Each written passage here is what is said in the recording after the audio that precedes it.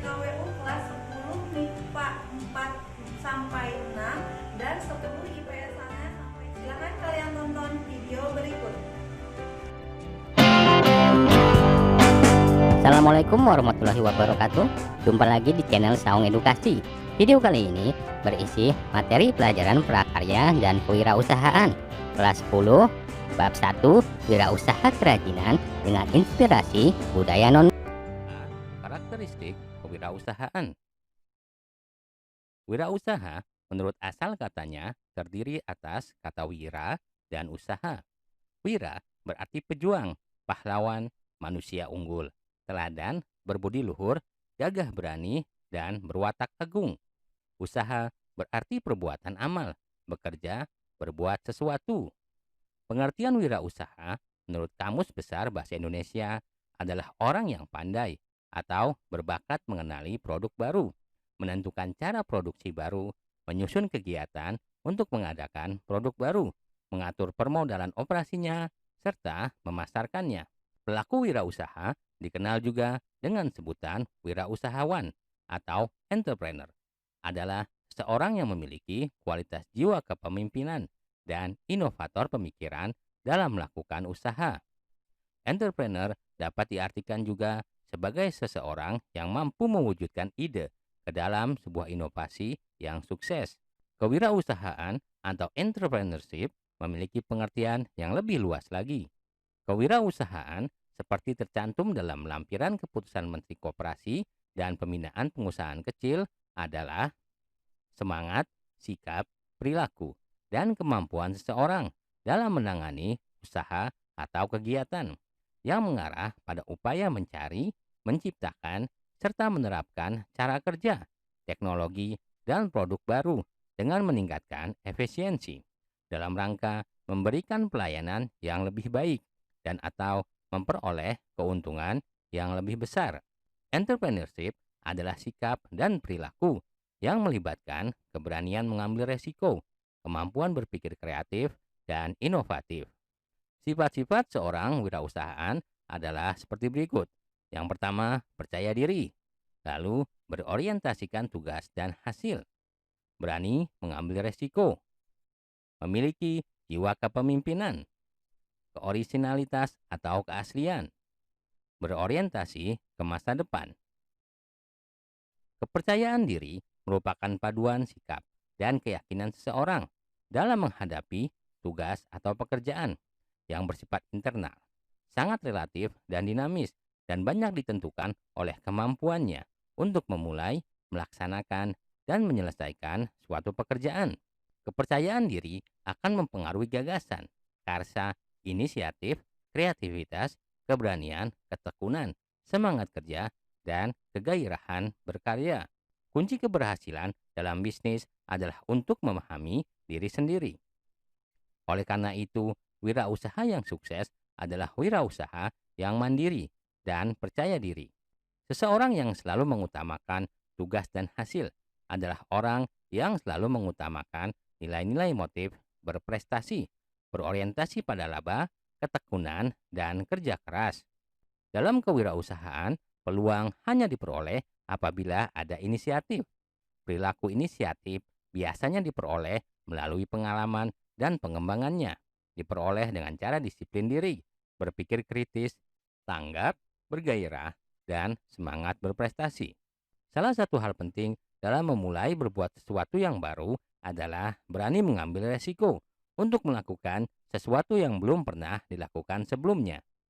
Inovasi atau kebaruan tidak akan muncul jika kita melakukan hal-hal yang sudah dilakukan oleh orang lain dan tidak berani melakukan hal-hal yang belum pernah kita lakukan. Wirausahawan adalah orang yang lebih menyukai usaha-usaha yang lebih menantang untuk mencapai kesuksesan atau kegagalan daripada usaha yang kurang menantang. Wirausahawan menghindari situasi resiko yang rendah karena tidak ada tantangan dan menjauhi situasi resiko yang tinggi karena ingin berhasil. Pada situasi ini, ada dua alternatif yang harus dipilih, yaitu alternatif yang menanggung resiko dan alternatif yang konservatif. Kepemimpinan adalah sikap yang dimiliki oleh seorang pemimpin, di antaranya memiliki visi yang jelas, memiliki integritas dan kejujuran, mampu berkomunikasi dengan baik, menjadi teladan, rendah hati, mau mendengar, mampu memotivasi orang lain untuk melakukan tugasnya, dan berlaku adil. Seorang wirausahawan harus memiliki sifat kepemimpinan, kepeloporan, dan keteladanan. Ia selalu menampilkan produk dan jasa-jasa baru dan berbeda, sehingga ia menjadi pelopor baik dalam proses produksi maupun pemasaran, dan selalu memanfaatkan perbedaan sebagai suatu yang menambah nilai. Keaslian ide, gagasan, pemikiran, dan keputusan dapat diperoleh dengan keluasan wawasan dan kemampuan berpikir kreatif, serta melihat peluang yang ada. Orisinalitas muncul dari kemampuan untuk selalu menuangkan imajinasi dalam pekerjaannya, keinginan tampil berbeda atau selalu memanfaatkan perbedaan, memiliki sikap mental yang positif, dan daya pikir kreatif. Karya orisinal juga hanya dapat dihasilkan oleh wirausahawan yang memiliki keahlian di bidangnya, serta rajin mencoba hal-hal baru yang inovatif. Masa depan memiliki berbagai peluang dan tantangan yang berbeda dengan saat ini. Seorang dengan kewirausahaan berani melihat peluang dan tantangan tidak hanya di saat ini, melainkan juga di masa depan. Salah satu indikator atau tanda seseorang memiliki entrepreneurship atau jiwa kewirausahaan adalah mampu membuat usaha bisnis sendiri, menjadi wirausahawan. Keberhasilan wirausahawan adalah saat usahanya dapat menghasilkan keuntungan atau laba, mampu memperkerjakan banyak orang, memberikan manfaat bagi lingkungan sekitarnya, serta dapat memberikan kontribusi bagi kemajuan bangsa dan negaranya. Faktor penyebab keberhasilan wirausahawan biasanya erat kaitannya dengan hal-hal sebagai berikut. A. Jujur terhadap diri sendiri, jujur terhadap orang lain, dan jujur terhadap tujuan yang akan dicapai. B. Disiplin dan berani berbuat karena memiliki potensi, bakat, pengalaman, dan pengetahuan pada bidang bisnis yang dipilihnya, karena adanya keyakinan atau kepercayaan diri yang kuat, dan karena memiliki fasilitas-fasilitas untuk menunjang kelancaran usahanya yang cukup memadai. C. Dapat melaksanakan prinsip-prinsip manajemen dengan baik. Selain itu, yang menjadi modal utama untuk meraih keberhasilan dipengaruhi oleh hal-hal sebagai berikut. Pola pikir yang mengarah pada sikap dan kemauan untuk sukses. Kepribadian yang kuat untuk sukses. Kecakapan dalam mengelola usaha untuk sukses. Menerapkan manajemen usaha yang baik. Berani menanggung resiko dalam usaha atau bisnis. Secara singkat, keberhasilan usaha atau bisnis wirausahawan dalam mengelola usahanya dapat diidentifikasi pada hal-hal seperti berikut ini, yaitu sikap dan kemampuan serta tindakan-tindakan nyatanya, keberanian untuk berinisiatif, kecakapan dan keahliannya sesuai dengan bidang usahanya, pengalaman dan pendidikan, kegagalan wirausahawan. Beberapa alasan utama kelemahan dalam usaha atau bisnis secara umum dapat diidentifikasikan sebagai berikut. A. Tidak atau jarang mempunyai perencanaan yang tertulis. B. Tidak memiliki pendidikan yang relevan. C. Tidak berorientasi ke masa depan. D. Kurang spesifikasi. E. Jarang mengadakan inovasi. F. Tanpa pembukuan yang teratur. G. Tidak mengadakan analisis pasar. H. Kurang pengetahuan hukum dan peraturan. I. Kurang mempelajari ilmu modern. J. Cepat puas diri. Sedangkan beberapa hal yang dapat menyebabkan kegagalan dalam berwirausaha antara lain sebagai berikut. A. Tidak adanya perencanaan yang matang. B. Bakat yang tidak cocok. C. Kurang pengalaman. D. Tidak mempunyai semangat berwirausaha. E. Kurang modal. F. Lemahnya pemasaran. G. Tidak mempunyai etos kerja yang tinggi. Dalam kenyataannya, ternyata keberhasilan seorang wirausaha tidak mutlak tergantung pada pendidikan yang mereka miliki, tetapi justru tergantung pada kemauan dan keberanian mereka dalam memulai dan menjalankan usahanya. Terbukti banyak pula wirausahawan yang berpendidikan rendah tetapi sukses dalam berwirausaha. Akan tetapi, hal ini bukan berarti pendidikan yang dimiliki seseorang tidak memiliki andil dalam keberhasilan usaha seseorang. B. Perencanaan usaha kerajinan dengan inspirasi budaya non-benda. Budaya tradisional sebagai sumber inspirasi. Budaya tradisi dapat dikelompokkan menjadi budaya non-benda dan artefak atau objek budaya. Budaya non-benda diantaranya pantun, cerita rakyat, tarian, dan upacara adat. Setiap jenis budaya tradisi, baik non-benda maupun artefak atau objek budaya, dapat menjadi sumber inspirasi untuk dikembangkan menjadi produk kerajinan. Setiap daerah dapat mengembangkan kerajinan khas daerah yang mengambil inspirasi dari budaya tradisi daerahnya masing-masing. Kekayaan budaya tradisi Indonesia adalah kearifan lokal yang dapat menjadi sumber inspirasi yang tidak ada habisnya. Sumber daya, material, teknik, dan ide kerajinan dengan inspirasi budaya non-benda. Kegiatan wirausaha didukung oleh ketersediaan sumber daya manusia, material, peralatan, cara kerja, pasar, dan pendanaan.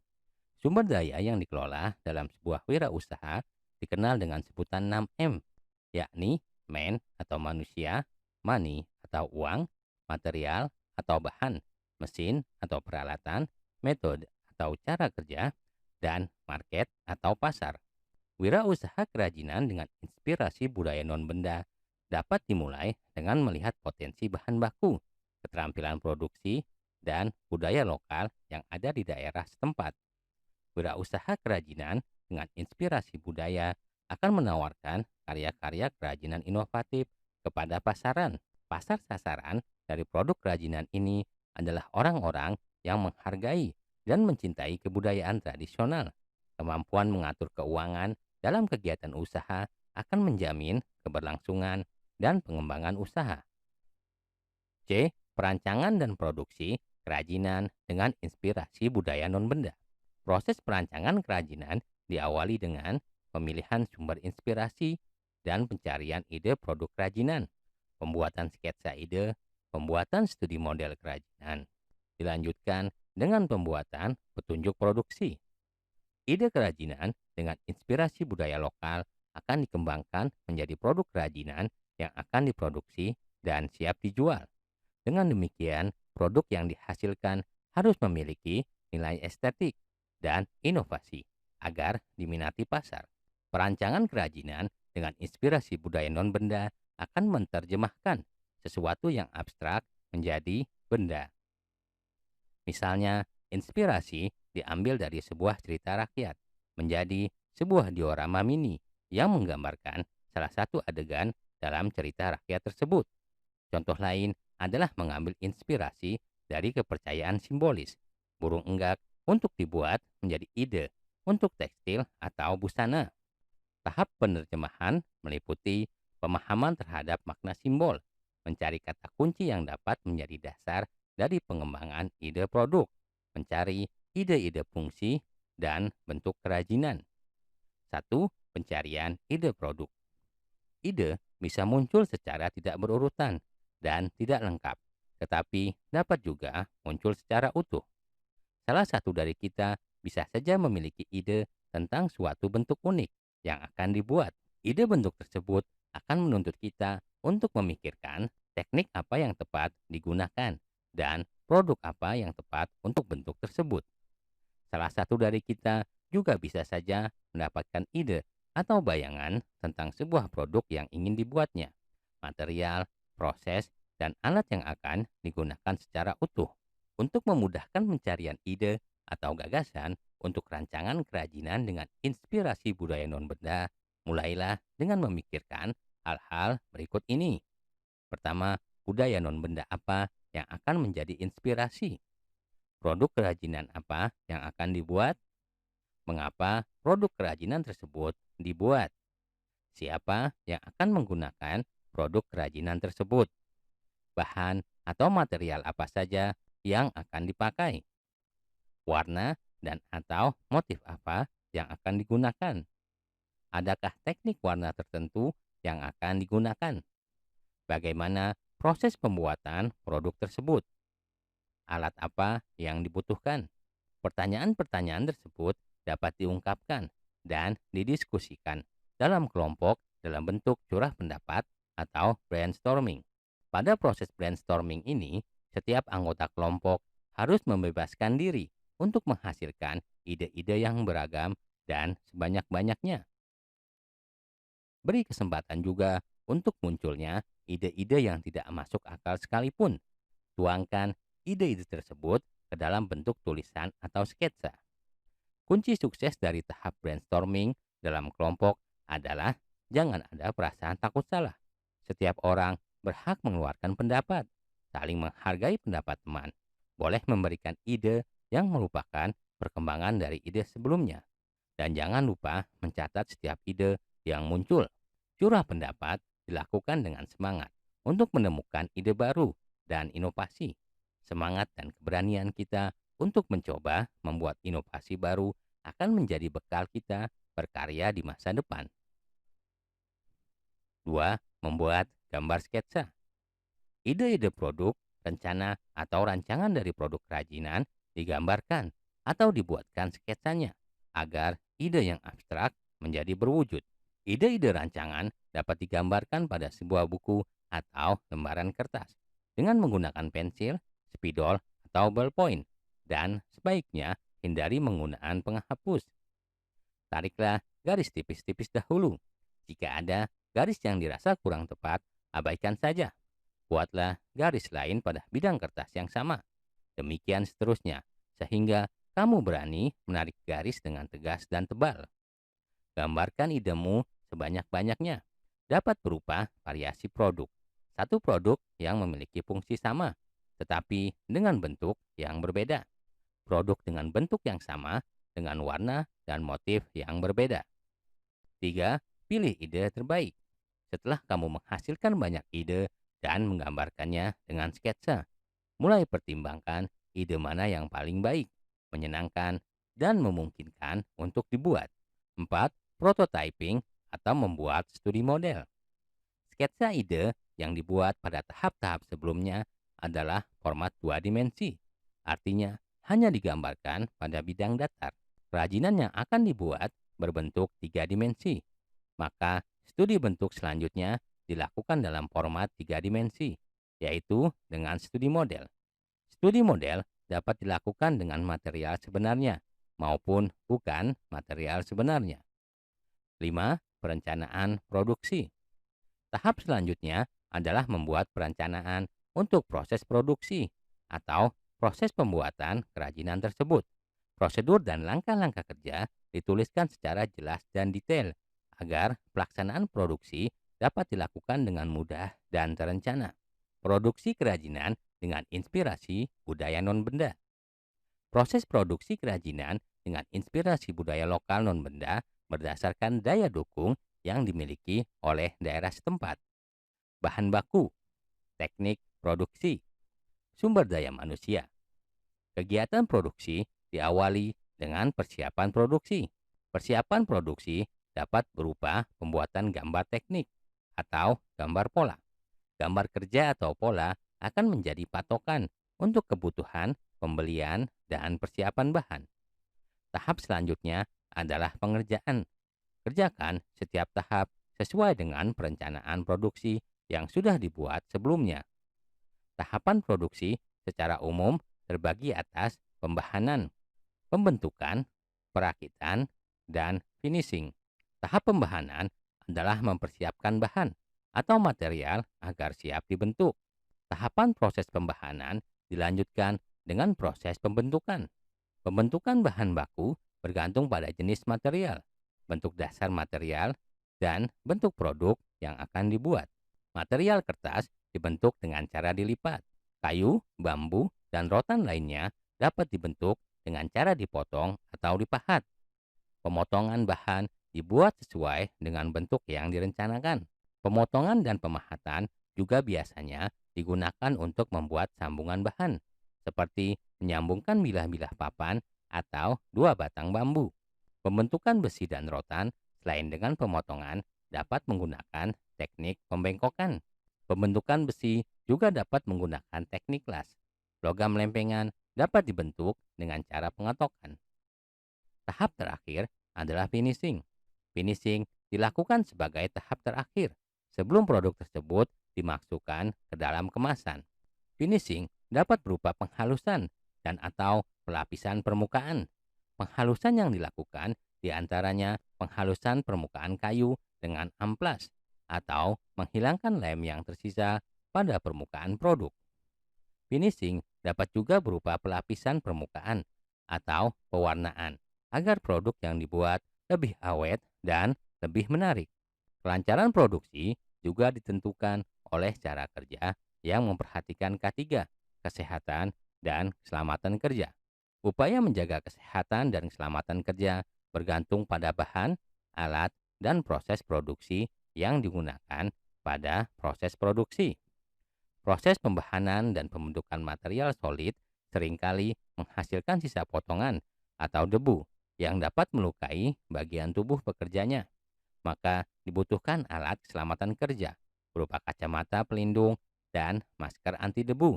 Proses pembahanan dan finishing apabila menggunakan bahan kimia yang dapat berbahaya bagi kulit dan pernapasan.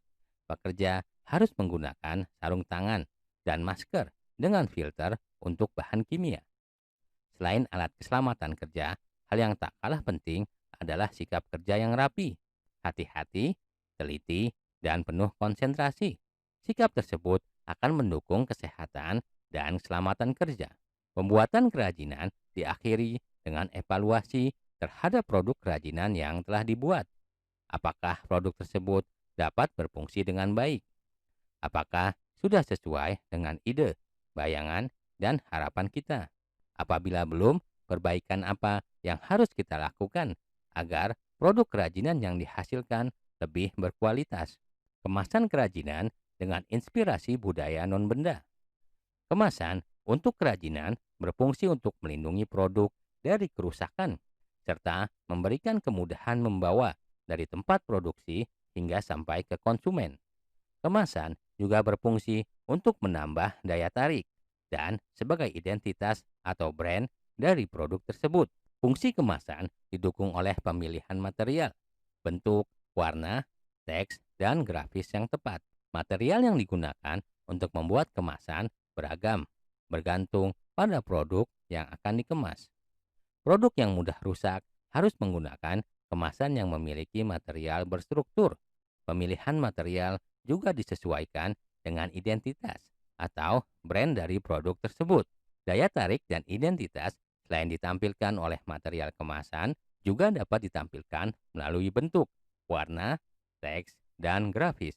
Pengemasan dapat dilengkapi dengan label yang memberikan informasi teknis maupun memperkuat identitas atau brand. Kemasan dapat dibagi menjadi 3, yaitu kemasan primer, kemasan sekunder, dan kemasan tersier. Kemasan yang melekat pada produk disebut sebagai kemasan primer. Kemasan sekunder berisi beberapa kemasan primer yang berisi produk. Kemasan untuk distribusi disebut kemasan tersier. Kemasan primer produk melindungi produk dari benturan dan kotoran, berfungsi menampilkan daya tarik dari produk, serta memberikan kemudahan untuk distribusi dari tempat produksi ke tempat penjualan. Perlindungan bisa diperoleh dari kemasan tersier yang akan membuat kemasan beragam bergantung pada produk yang akan dikemas. Kemasan produk sebaiknya memberikan identitas atau brand dari produk tersebut atau dari produsennya. Material kemasan untuk melindungi dari kotoran dapat berupa lembaran kertas atau plastik. Tidak semua produk membutuhkan kemasan primer, tetapi setiap produk membutuhkan identitas. Identitas dapat berupa stiker atau selubung karton yang berisi nama dan keterangan. Pada kemasan kerajinan dengan inspirasi budaya dapat ditambahkan label atau lembaran keterangan yang berisi informasi tentang budaya non-benda yang menjadi inspirasi. D. Perhitungan biaya produksi kerajinan dengan inspirasi budaya non-benda. Biaya produksi adalah biaya-biaya yang harus dikeluarkan untuk terjadinya produksi barang. Unsur biaya produksi adalah biaya bahan baku, biaya tenaga kerja, biaya overhead. Biaya yang termasuk ke dalam overhead adalah biaya listrik, bahan bakar minyak, dan biaya-biaya lain yang dikeluarkan untuk mendukung proses produksi. Biaya pembelian bahan bakar minyak, sabun pembersih untuk membersihkan bahan baku, benang, jarum, lem, dan bahan-bahan lainnya dapat dimasukkan ke dalam biaya overhead. Pemasaran langsung kerajinan dengan inspirasi budaya non-benda. Pemasaran langsung adalah promosi dan penjualan yang dilakukan langsung kepada konsumen tanpa melalui toko. Penjualan langsung merupakan hasil dari promosi langsung yang dilakukan oleh penjual terhadap pembeli. Pemasaran dapat dilakukan dengan promosi dan demo penggunaan produk kepada calon konsumen. Sistem penjualan langsung dapat berupa penjualan satu tingkat atau multi tingkat. Penjualan satu tingkat merupakan cara yang paling sederhana untuk menjual produk secara langsung. Wirausahawan langsung memasarkan dan menjual kepada konsumen tanpa membutuhkan toko atau pramuniaga. Pemasaran produk kerajinan dapat dilakukan dengan cara pemesanan. Konsumen dapat melihat langsung produk ataupun melalui gambar dari produk kerajinan dan kemudian memesannya. Produsen kerajinan selain menjual produknya sendiri, dapat membentuk kelompok penjual yang akan memasarkan dan menjualkan produknya secara langsung kepada konsumen. Kelompok penjual dapat terdiri atas beberapa tingkatan. Sistem dengan beberapa tingkat kelompok penjual disebut multi-level marketing. Perusahaan memiliki usaha di bidang penjualan langsung atau direct selling, baik yang menggunakan single level maupun multi-level marketing, wajib memiliki surat izin usaha penjualan langsung yang dikeluarkan oleh BKPM sesuai dengan Peraturan Menteri Perdagangan Nomor 32 Tahun 2008. Demikianlah materi pelajaran prakarya dan kewirausahaan bab 1 untuk siswa kelas Sudah 10. menonton videonya?